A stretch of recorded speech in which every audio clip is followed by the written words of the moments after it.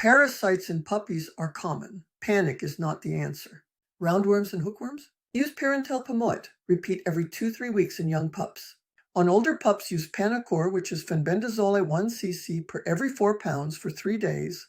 If resistant, use for 7 days and repeat in 3 weeks. Whipworms? Fenbendazole for 3 consecutive days. Repeat in 3 weeks. Giardia, fenbendazole 5 days, sometimes combined with metronidazole. This mix is strong watch for stomach issues. Coccidia sulfadimethoxine 5-10 days or ponazaril for 3 days, depending on severity.